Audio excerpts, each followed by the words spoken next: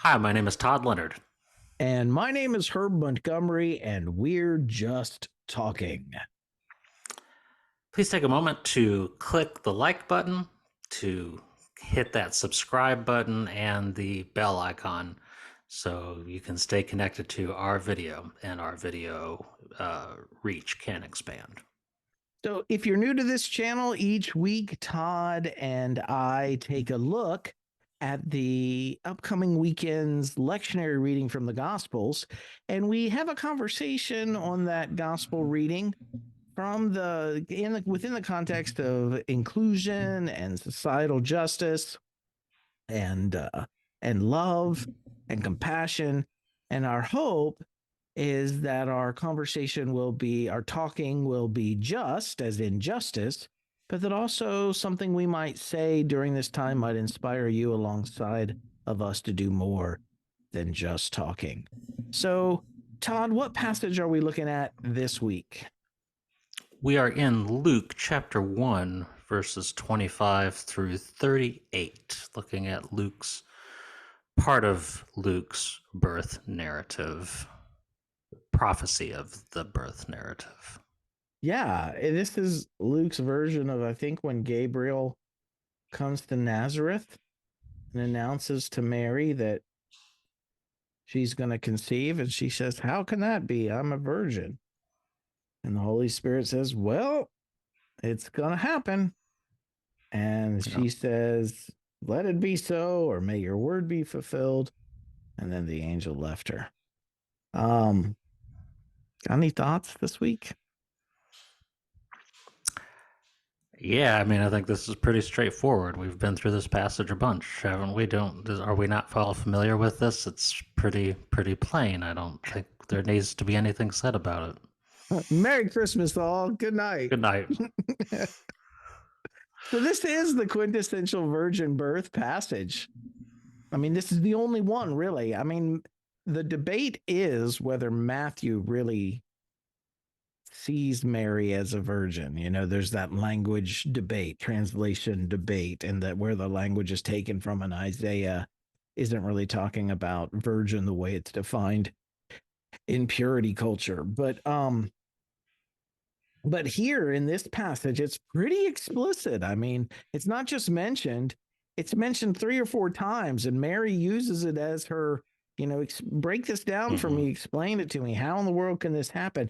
And I think in our scientific post Enlightenment worldview, this story is a pretty hard sell for a lot of folks. And so a lot of folks just kind of chuck it. They don't know what to do with it. They just say it's a nice story, but how can a virgin give birth? Yeah, right. How could she become Mm-hmm. pregnant if she was Mm-hmm. a virgin? Right. Mm-hmm. So I mean, yeah. So um All right, so we're just going to throw it out then. well, I don't think so. No, I don't want to throw it out because I would rather take at least first take a look at it from the perspective of the audience for whom it was originally written. And I have a thesis. The thesis that I'm going to put forward in our discussion is that if we understand it in the context of what the overall Gospel of Luke is about, then it has a political economic meaning. It's not a science lesson. The culture of their day took the supernatural for granted, and the Roman culture that they're in competition with here in the Gospel of Luke. Jesus's kingdom is a rival, a threat to the Roman Empire. The Roman Empire had the head of the empire, the Caesars, the emperor of Rome. They were sons of God. They were divine, sons of the divine in their mythos, in their Roman mythology. I mean, Julius, Augustus, Tiberius, all of these emperors And the way that happened in Hellenistic culture, maybe not Roman culture, but Roman culture brought this in. In Hellenistic culture, the way that happened was you have a human mother and a divine father, and they get together and have a kid. Well, in Judaism, it's a little bit more, certain major portions of Judaism at the time of Jesus were more of a purity culture ish. Those who were raised in an evangelical purity culture, something about what this is like. In any purity culture, it wasn't as what's the correct word? It just wasn't as relaxed about those things as Hellenistic culture was. So, what better way to place Jesus on the same level as the Caesars than him also having a human mother and a divine father? But the twist for these Jewish Jesus followers is that the conception happens without sex, even that Mary is a virgin. And again, and I've said this so many times over the years, I'm sure those who've heard me say this before are tired of me saying it. The virgin birth really only happens here in Luke. That means back then, if the only version of the Jesus story you'd ever heard was Matthew, Mark's, or John's, you would never have known about the virgin birth. The virgin birth wasn't as central to the overall gospel as Christianity has made it out to be today, but it does have a political and economic narrative purpose. And so if we understand what the entire Gospel of Luke is about, then it makes perfect sense why Luke would include the virgin birth when we understand it, why he would include that in his critique of Rome. So that's my thesis. And I mean, maybe we could step back and take a look at just the broad, sweeping structure of the Gospel of Luke. And that might help us understand why it starts off with Mary's, we call it the virgin birth, because again, we fixate on the virgin part because of our worldview and how impossible that feels. But really it's not so much the virgin birth as it is the divine conception. That Right. it's about being conceived of the gods, so to speak, Right. or within Right. Judaism of the one God. Right. The Holy Spirit comes upon her and she conceives. But I mean, and if we understand Roman culture, Roman economic culture was an economic culture of extraction. In Judaism, there was no middle class. Through taxes, loans, debt default, there was a process of extracting money or wealth from the lower class and funneling it through to the upper class. There was no middle class. The poor just kept getting poorer and the rich kept getting richer. And the way that they did it was through the taxation and debt with almost the guarantee that these debts would be defaulted on. Landowners lost their property. They became indentured slaves on the farms they used to own. And that's why when Jesus shows up at the very beginning of the Gospel of Luke, the thing that he calls for is the year of the Lord's favor to be enacted, which is the year of Jubilee. All these debts need to be canceled. And in the year of Jubilee, all the land that had been lost, it reverts back to its original owner. Right. And so that's where the Gospel of Luke even starts, is this preaching of the kingdom, inaugurated by a year of Jubilee, all debts canceled, all properties returned. You have the tax collectors play a huge part in the Gospel of Luke. They were a significant player in the drama of the Roman economic system. The most famous, I mean, I list them in my blog this week, but the most famous of all the tax collectors in Luke is Zacchaeus. He bumps into Jesus's economic kingdom and he says, I'm going to make restitution. I'm going to give back, and I'm going to share half of what I have with the Hmm. poor. He rejects that which has enriched him, and he chooses to follow Jesus. But you have not just the story of the tax collectors. You have the story of the uh, the guy who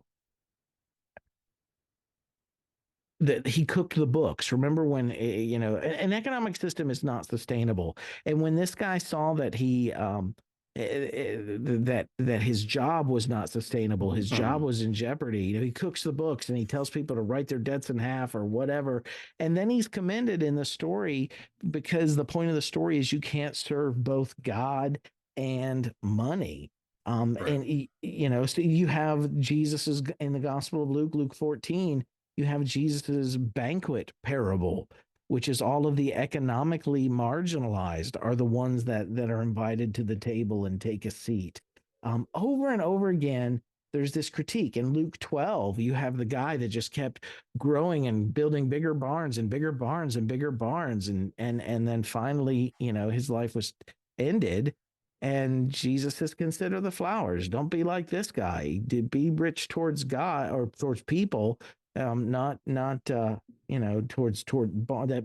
Life doesn't consist in the abundance of wealth and possessions. So again, repeatedly over and over again, Luke is making this economic critique of the economic system of extraction that they're living in.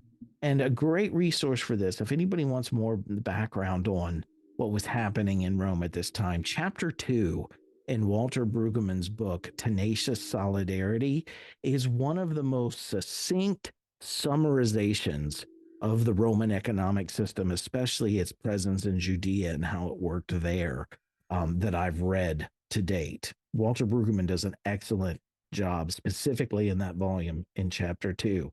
But repeatedly, and there's so many examples. I put them in my blog this week. But the very next thing that we bump into in Luke is Mary's Magnificat, where she says he has brought down rulers from their thrones and lifted up the humble. He has filled the hungry with good things, sent the rich away empty. That's a pretty blatant, pretty clear statement. He's lifting up, he's liberating the poor, he's bringing down the elites and the wealthy. And even Simeon in the next chapter, he says this child is destined to cause the falling and rising of many in Israel. It's that same thing we read about in the Magnificat. The falling, those are in the top strata, bringing down the elite, the rich rulers, and rising up the poor, the hungry, the marginalized, bringing them up. There's this reversal. So all of this, and to challenge the entire Roman economic system, of which Judea was a part and just kind of an extension of, um, uh, you have this virgin birth narrative where Jesus is placed on the same level as the Caesars. He's not just some normal Joe Schmo human. He is the equivalent of a son of God, the same way Rome, your Caesars are. And for me, that resonates, especially from a justice perspective. Yeah, I'm not buying it. I it's I I see magic Jesus here, and I think this is what the passage is talking about is magical Jesus, and this is how it starts, and then we see Jesus perform magical miracles and say magical things, and just he's magic. So I appreciate your efforts, but I think they I fall don't flat. deny that we see magic Jesus here, but I think we see magic Jesus for the purpose of economically and politically critiquing the other magic figures in their culture. Yeah. Well, and that's the thing is you're again, the this is one of these paradigm shifting passages that you have to submit your old reading and say, all right, I'm not losing the power of the passage. I'm losing this traditional way of reading the passage. But when I look at it in the historical context and I hear that there's very similar in a lot of ways stories in the Roman emperors and things like that, and then you put together this manifesto type language from Mary and from Jesus, and as he begins his public ministry, you start to see, okay, now I see what's really going on, and it's actually very powerful in in a new way. It doesn't, reading it this way does not reduce it. It actually makes it much more compelling for the context in which for the time and place and that it was written for, Mhm. and for actually still continuing to speak against empire today. The virgin birth is a liability in our culture today. Mm-hmm. In their culture, it was an asset. Right. And so we have to wrestle with that. Some people want to just throw it out. And I don't know that throwing it out is, I don't, I don't think the traditional way of understanding the virgin birth, interpreting the virgin birth, I don't think that's sustainable intellectually in our culture Mm-hmm. today. But I Mm-hmm. don't think we should throw it out either because of what you just said, Todd. It still, when you understand it in its original context, you understand the purpose for which Luke has it in this story. But again, it's not in John's, not in Mark's, not in Matthew's. Luke's the only one that has it. And I think that's my thesis. I think it's because of the point, the overall point of the Gospel of Luke. It is such a Mm-hmm. strong critique of Rome. Well, who are you to critique Rome? Well, we have one who's even greater than Caesar. Mm-hmm. Mm-hmm. So, but Yeah. you're right. You know, I can't argue with you. It is a very magic Jesus. It doesn't follow natural laws. No, it doesn't. But but again, this Neither did their is Caesars. I mean, they said the same thing about their, they had magic Caesars. right. And I think again, this just goes to in general when you're reading the scriptures, you have to realize that these things aren't coming out of vacuums. They come out of the historical and cultural settings of their time, and there's agendas for which they are written, and that it's you just gotta you have to understand that political nature of everything in the scripture, not just this passage, but there's political reasons for everything that is written in the scriptures, and so you have to divorce your mind from the understanding that political agenda in and of itself is bad, and you have to start Right. asking Everything is yourself politics. what what is the political agenda, and what is it trying to accomplish. And when you understand that God is on the move to upend systems of oppression and systems that of injustice and bring in justice, and this is his agenda, and he's doing it through various figures in the scriptures, ultimately coming to Jesus. This is it reframes what you're seeing the scriptures being about, Yeah. and And, it, and, and I know you. I mean, you and I are friends and we've been friends for a long time. So I know that language when you use it. But for those of our listeners that maybe you're here for the first time, when Todd and I use the term politics, we're not talking about United States partisan politics. right. We're talking about the way power, resources, privilege, property, the way all of those things are divided up and shared in a society. That's what politics is. What is the polis? And in the Gospel of Luke, you have a strong critique of the present politics and by contrast, a presentation of an alternative way of ordering human society that ensures everybody, even the least of these and those deemed as last, are taken care of. Yeah. So I this this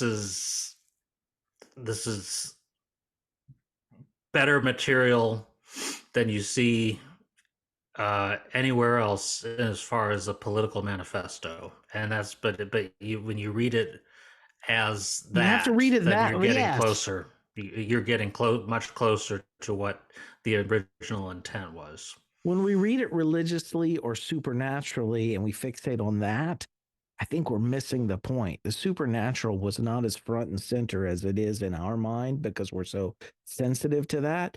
It was more background for them. The point, and and Mm-hmm. and to me, that's what makes this still relevant too, because we, like Rome, we live in an economic system of extraction today, and we're feeling it right Yeah, now, where money is yeah. being extracted from, wealth is being extracted. And the Greek word in Luke that Jesus repeatedly uses for greed is not just wanting more, it's wanting more and specifically wanting what somebody else has. It's more of a covetous Mm-hmm. wanting of more, right?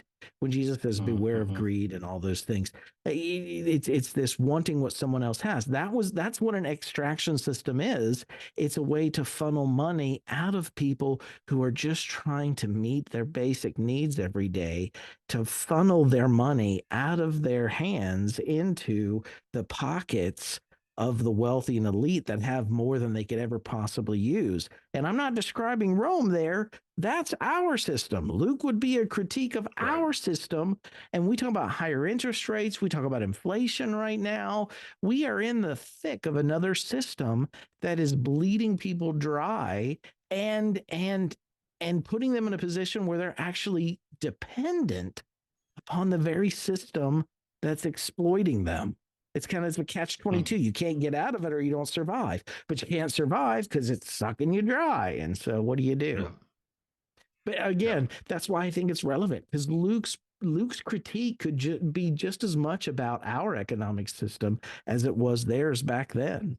And Jesus Right. offers a solution here, and that solution could work. It could. It actually, and that's again why Herb and I Yeah, and take the time to talk about it, and why a number of you watch and listen and are talking about it in your context, is because we still believe that this ancient Jesus story, with all its supernatural weirdness. supernatural weirdness, is still speaking powerfully to the actual systems in which we operate today. Yeah, That's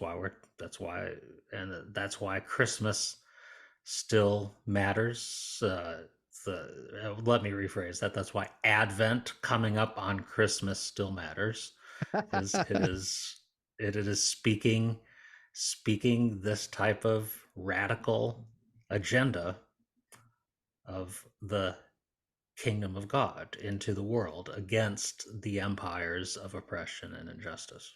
that's right. We think, well, when we look at the gospel story of Luke religiously, we think the point of the story is the virgin birth, right? When we read this section. Mm-hmm. But Mm-hmm. the point of the story is there's another way to do life Mm-hmm. as the human community together. It's called the kingdom. And as problematic as that term is, you could call it the beloved community, the way that King did. You could call it God's just future, the way that Reverend Dr. Kelly Brown Douglas does, or others. It doesn't matter what you call it. It's a world where everybody has enough and everybody is committed to making sure everybody is taken care of, has everything they need to thrive. But again, that's the point. The virgin birth is just the vehicle to get that point across. It's just a conduit through which to communicate the point. Mm-hmm. We think Mm-hmm. that the point is the virgin birth, but no, the virgin birth is just the skin of the presentation.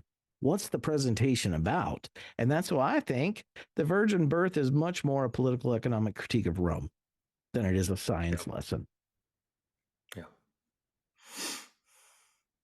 As a science lesson, it might work for those who, believed the world was flat and thought the earth was at the center of the universe. And the worldview back then is simply wasn't the same as ours today. And not that Mm-hmm. science brings like this bastion of justice, because science can be bent to support injustice. And historically we know that's happened. But the reality is, we just simply live in a different world today. And so we're going to have to understand these stories in a more relevant way. Mm-hmm. Yep. All right, man. Yeah, that's what I got Well, this week, Todd. you made your case. Merry Christmas, everyone. So yeah, speaking of that, let's we'll be just a reminder that we're going to be off next week. We're going to take the week off from the broadcast. So do your best to survive without us for a week. I know it'll be really difficult, and we'll come back and be here in time to talk about the start of Epiphany and the baptism of Jesus. So, but Those are in the two great meantime, stories. that is, we will be off for a week in between before we get there, and That's right. So no video so next week. We'll be back the following week, taking the holidays off. yeah. And Herb, where can we find you? Well, you can find me at renewedheartministries.com. And if you would like more like documented, this was just a conversation, but if you would like documentation and more references and resources for what I've shared this evening, you can go to renewedheartministries.com, and right there on the homepage, you'll see Subversive Narratives of Advent. If you click on that blog entry or that slide, it should be right in the center. If you click on that, you'll be taken to the article, and you can just skim through that for what you're looking for. But yeah, renewedheartministries.com. And again, if you, as we said last week, if you like our channel, please like and subscribe and hit the notification button. If you'd like to support our work, you can go to Renewed Heart Ministries and click donate. We have a lot of thank you gifts at the end of the year here that we're giving away to anyone who makes a donation. All donations are also being matched dollar for dollar. If you make a one-time donation, there's a thank you gift. If you become one of our monthly supporters, there's a different kind of thank you gift that we're sending out, but you can find all that on our website too. All right. With that, we wish each and every one of you a happy holiday season, and may you find joy with those you love, and may you find excitement and enthusiasm for the radical, earth shaking message of Jesus. And we Thanks, will Todd. see you Thanks, everyone, guys for watching. Have a good next year. holiday. See you next week. Or no, see you in 2 weeks.